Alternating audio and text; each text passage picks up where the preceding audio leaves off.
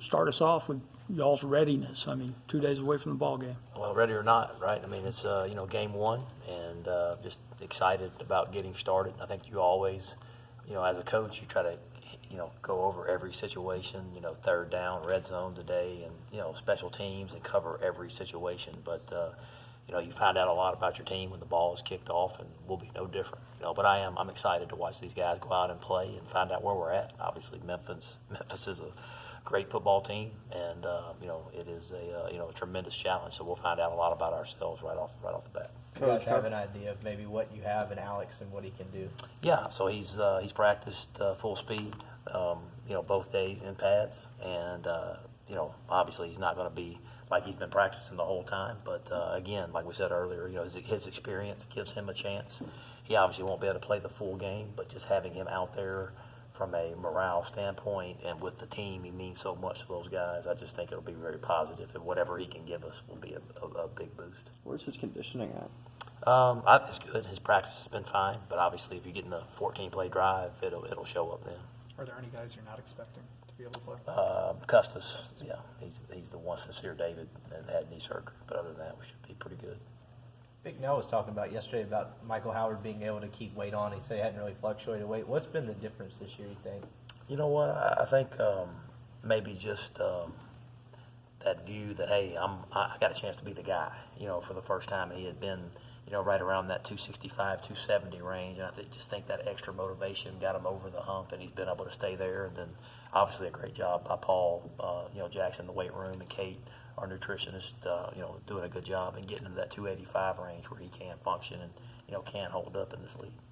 You guys have really been cast as an underdog going into this game. Is that maybe kind of an advantage going into a game like this? I mean, I think any time that you look for anything you can to motivate your team, and obviously that can be used. But again, in first games, nobody really knows, and you just got to go out there and play your best. I just want our guys to play loose and play hard and just lay it all out there on the field and play the game the way it's supposed to be played. And if we do that, the score will take care of itself. Is there a different feeling coming up to the first game this year than the past?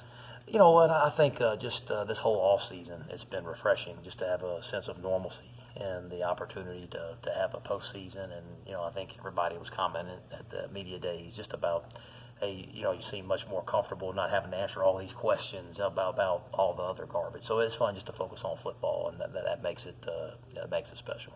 Do you feel like that's trickled down to the players and they're kind of feeling the same way? Yeah, I mean, I think they obviously they all got phones and social media, and they all hear it and listen to it. So I think just to be able to focus on football, and I just think the energy around the building has been different, and the feel, and especially with the excitement leading up to game one has been good.